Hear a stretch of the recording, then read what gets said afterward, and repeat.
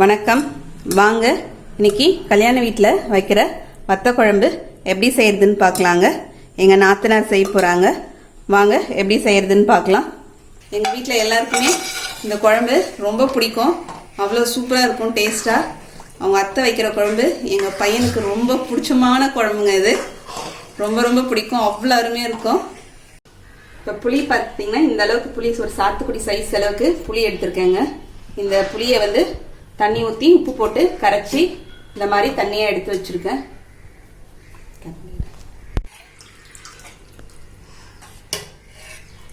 இந்தளவுக்கு பாருங்கள், கரைச்சி எடுத்து வச்சுக்கலாம். அதில் மஞ்சத்தூளுங்க, மஞ்சத்தூள் ஒரு ஸ்பூன் அளவுக்கு மஞ்சத்தூள். கத்திரிக்காய் பார்த்திங்கன்னா ஒரு 1/4 கிலோ அளவுக்கு கத்திரிக்காய் இந்த மாதிரி 4ஆக வெட்டிக்கணும். கீரி போட்டுக்க வேண்டியது தான். இந்த தோல் இருக்கணுங்க, அப்போ தான் நமக்கு முழுசாக இருக்கும். மொச்சக்கொட்டை ஒரு 2 கைப்பிடி அளவுக்கு ஊற வச்சுட்டு நம்ம குழம்பு வைக்க போகிறோம்னா, ஒரு நைட்டே ஊற வச்சோம்னா காலையில் குழம்பு வைக்கிறதுக்கு சரியாக இருக்கும். ஊற வச்சு வேக வச்சு எடுத்து வச்சுருக்கேங்க. விசில் கொடுத்து ஒரு 5 விசில் கொடுத்து வேக வச்சுருக்கோம். அந்த தண்ணியை நம்ம கீழே கொட்டிடலாம். கொட்டிட்டு வெறும் பருப்பு மட்டும் எடுத்துக்கலாங்க. சின்ன வெங்காயம் ஒரு முழுசாக போட்டுக்கலாம். ஒரு 1/4 கிலோ அளவுக்கு சின்ன வெங்காயம் எடுத்து வச்சுருக்கேங்க. பூண்டு ஒரு 100 கிராம் அளவுக்கு பூண்டுங்க. கருவேப்பிலை ஒரு கைப்பிடி அளவு. சுண்டக்காய் வத்தல், இந்த சுண்டக்காய் வத்தல் ஒரு 2 ஸ்பூனுங்க. இந்த ஸ்பூனால் 2 ஸ்பூன் அளவுக்கு சுண்டக்காய் வத்தல். தாளிக்கிறதுக்கு வடகம் 1 ஸ்பூனு. தேங்காய் நல்லா ஒரு முழு தேங்காய், மீடியம் சைஸ் முழு தேங்காய் அளவுக்கு திருவி வச்சுருக்கோம். இப்போ நம்ம வறுத்துட்டு அரைக்க வேண்டிய சாமான்லாம் பார்த்தீங்கன்னா, காஞ்ச மிளகா ஒரு 7 மிளகாங்க. இந்த ஸ்பூனால் ஜீரகம் 1 ஸ்பூனு, மிளகு 1 ஸ்பூனு, கொத்தமல்லி 2 ஸ்பூன், கசகசா 2 ஸ்பூனுங்க, முந்திரி ஒரு 10 முந்திரி. நான் உடைச்ச முந்திரியாக இருக்கிறதுனால ஒரு 10 பீஸ் எடுத்துருக்கேங்க. தாளிக்கிறதுக்கு பெருங்காயம், காஞ்ச மிளகா, வடகுங்க. நல்லெண்ணெய் ஒரு 2-3 குழிக்கரண்டி அளவுக்கு நல்லெண்ணெய் செலவாகுங்க, நல்லெண்ணெய். இப்போ இதெல்லாம் நம்ம வறுக்க வேண்டியதெல்லாம் வறுத்து எடுத்துக்கலாம். ஸ்டவ்வில் ஒரு பேன் வச்சுருக்கேங்க. எண்ணெய் ஊற்றி வறுத்துக்கு நல்லெண்ணெய்.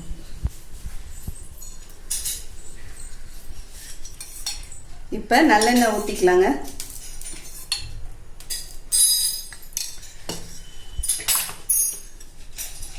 மிளகா போட்டுக்கிறாங்க. மிளகா வறுத்தோன்னே எடுத்துக்கலாம்.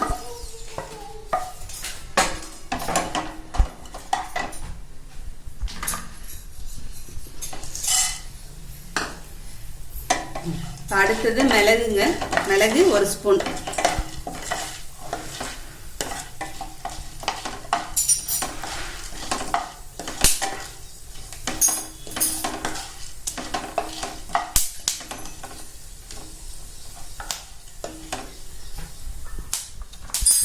மிளகு வெடிக்கும் போது ஜீரகம் சேர்த்துக்கலாம் 1 ஸ்பூன் அளவுக்கு.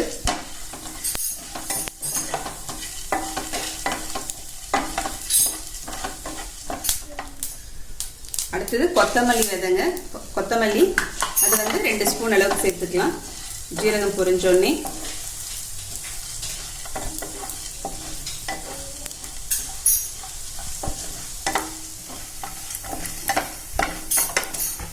இப்போ மிளகு ஜீரகம் கொத்தமல்லி வறுத்தாச்சு, எடுத்துக்கலாம். தட்டில் எடுத்து ஆற வச்சிடலாங்க. இப்போ திரும்பியும் 1 ஸ்பூனு நல்லெண்ணெய் விட்டுட்டு முந்திரி பருப்பு வறுத்துக்கலாங்க. அதிலே போட்டு வறுக்க தேவையில்ல, முந்திரி பருப்பு தனியாக வறுத்து எடுத்துக்கிறாங்க. முந்திரி பருப்பும் செவந்தோடனே அதையும் எடுத்துக்கலாம்.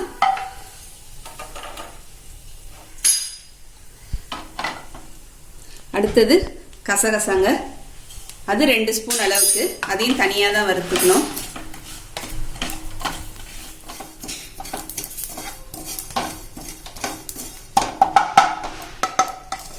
கசகசாவும் பொரிஞ்சிடுச்சு, அதையும் எடுத்துடலாங்க. இப்போ தேங்காய் ஒரு மீடியம் சைஸு முழு தேங்காய் அளவுக்கு திருவி எடுத்துக்கலாம். நம்ம பூவாட்டம்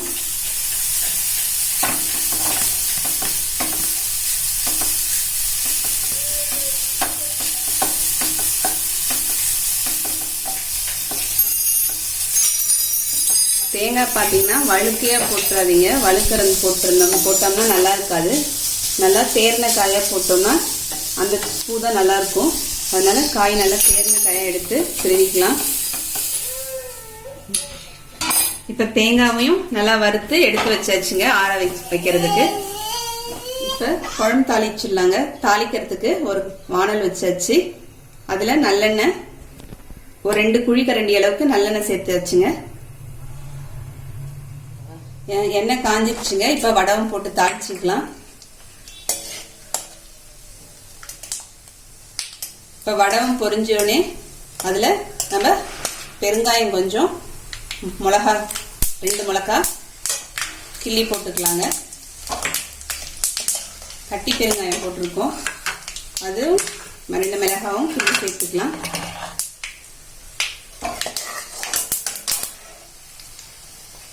இப்போ வெங்காயம் சேர்த்துக்கலாங்க.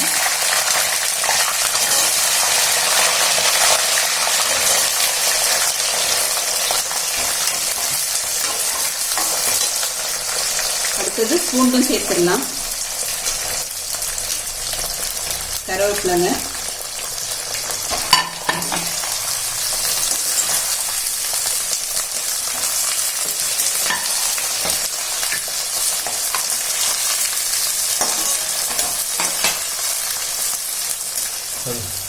வெங்காயம் பூண்டுலாம் வதக்கியாச்சுங்க.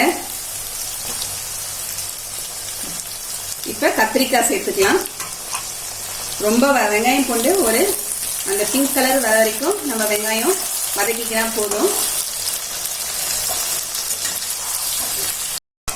கத்திரிக்காய் போட்டு வதக்கிக்கணுங்க. கத்திரிக்காய் முழுசா போட்டுங்க, அப்பதான் நல்லா இருக்கும். கத்திரிக்காய் பார்த்தீங்கன்னா இப்போ நல்லா கலர் மாறி இருக்கு பாருங்க. அந்த அளவுக்கு நம்ம கத்திரிக்காய் வதக்கிக்கணும். கிட்ட இருந்துனே கலந்து விட்டுக்கிட்டே இருந்தாங்க. அந்த மாதிரி கலந்து விட்டுக்கிட்டே இருக்கணுங்க. ஒரு வெங்காயம் பூண்டு கத்திரிக்காய்லாம் சேர்த்து ஒரு 5 நிமிஷம் திரும்பியும் வதக்கிட்டு, கத்திரிக்காய் சேர்த்து 5 நிமிஷம் வதங்கினதுக்கு அப்புறம் நம்ம இப்போ புளி தண்ணி சேர்த்துக்கலாங்க. புளி தண்ணியில் நான் உப்பு போட்டு ஏற்கனவே கரைச்சி எடுத்துக்கிட்டேன். நீங்கள் வெறும் புளி தண்ணி மட்டும் கரைச்சிங்கன்னா நீங்கள் உப்பு சேர்த்துக்குங்க, கல் உப்பு. இப்போ புளி தண்ணி சேர்த்தாச்சுங்க. இப்போ மஞ்சத்தூள் 1 ஸ்பூன் அளவுக்கு சேர்த்துக்கினாங்க. இப்போ குழம்ப மூடி வச்சுட்டு கொதிக்க வைக்கலாங்க. குழம்பு கொதிக்கிறதுக்குள்ள நம்ம இந்த தேங்காய் இதெல்லாம் வறுத்ததெல்லாம் நம்ம மிக்சியில போட்டு அரைச்சிக்கலாம். இப்ப தேங்காவை தவிர மற்ற சாமான் எல்லாத்தையும் போட்டாச்சுங்க வறுத்ததை. இப்ப இதை ஃபர்ஸ்ட் தண்ணி விடாம ஃபர்ஸ்ட் ஒரு ஓட்டு ஓட்டிக்கலாம். இப்ப தண்ணி சேர்த்துக்கிறாங்க. ஒரு ஓட்டு ஓட்டிட்டு நல்லா இப்ப தண்ணி சேர்த்துக்கலாம். இப்ப அடுத்தது நம்ம வதக்கி வச்சிருக்கிற தேங்காய் எல்லாத்தையும் சேர்த்துடலாங்க. இப்ப தேங்காய் சேர்த்து அரைச்சிடலாம். இப்ப இந்த கிளாஸ்ல 1 கிளாஸ் அளவுக்கு தண்ணி சேர்த்து அரைச்சிருக்குங்க. இப்ப பாருங்க, இந்த பதம் வந்தோடனே நம்ம எடுத்துக்கலாம். இப்ப அந்த பக்கம் ஒரு பேன்ல 1 ஸ்பூன் அளவுக்கு நல்லெண்ணெய் சேர்த்திருக்காங்க. இப்ப அதுல சுண்டைக்காவை வறுத்து எடுத்துக்கலாம்.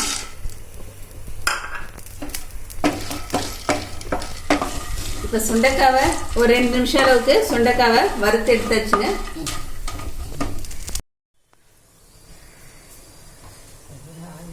இப்ப குழம்பு திறந்துக்கலாங்க. குழம்பு நல்லா கொதிச்சுட்டு இருக்கு பாருங்க. பெரியும் புளி தண்ணி சேர்த்து கொதிச்சுட்டு இருக்கு. இப்ப மொச்சக்கொட்டையை சேர்த்துக்கலாங்க. அந்த தண்ணியை வடிகட்டிட்டு வேக வச்சு தண்ணி இல்லாம வெறும் மொச்சக்கொட்டை மட்டும் சேர்த்துக்கலாம்.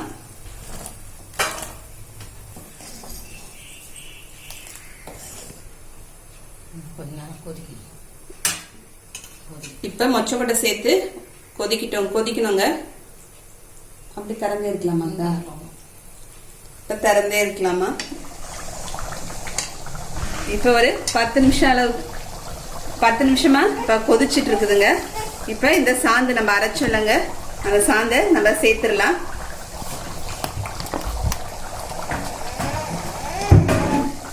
சாந்து சேர்த்து கட்டி இல்லாம நல்லா கரைச்சி விட்டுக்கலாம்.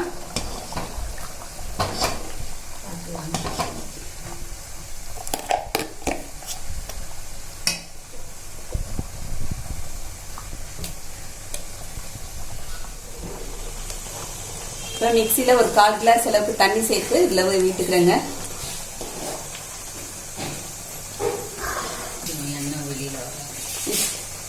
இப்போ நல்லா இந்த குழம்பு கொதிக்கணுங்க. எண்ணெய் வெளியில் வர அளவுக்கு நல்லா கொதிக்கணுமா. இப்போ கொஞ்சம் மேலால எண்ணெய் சேர்த்துக்கிறாங்க பாருங்க, நல்லெண்ணெய் சேர்த்துட்டு அப்படியே திறந்து வச்சே கொதிக்க வச்சிடலாம். மூடிட்டோம்னா அடியில் பிடிச்சிரும். அதனால நம்ம திறந்து வச்சு கொதிக்க வச்சுக்கிட்டே கலந்து விட்டுக்கலாங்க. இப்போ இந்த சுண்டைக்காவை வறுத்து வச்சுடலாங்க. அதை லேசாக அப்படி மசிச்சுக்கலாம். ரொம்ப பொடி பொடியான லேசாக ஒரு அழுத்த அழுத்திக்கலாங்க. இப்போ நம்ம அரைச்ச சாந்து விட்டு ஒரு 25 நிமிஷம் அளவுக்கு கொதிச்சிருக்குங்க. சிம்ல ஸ்டவ் வந்து ரொம்ப சிம்ல வச்சுதான் கொதிக்க வச்சிருக்கோம். மேலே நமக்கு தெளிக்குங்க, அதனால பார்த்து செய்யுங்க. இப்போ ஸ்டவ் ஆஃப் பண்ணிடுறாங்க. ஆஃப் பண்ணிட்டு இந்த சுண்டைக்காவை நம்ம 1-2மா நான் நுணுக்கி வச்சோல வறுத்த சுண்டைக்காவை அதை இப்போ சேர்த்துக்கிறாங்க பாருங்க.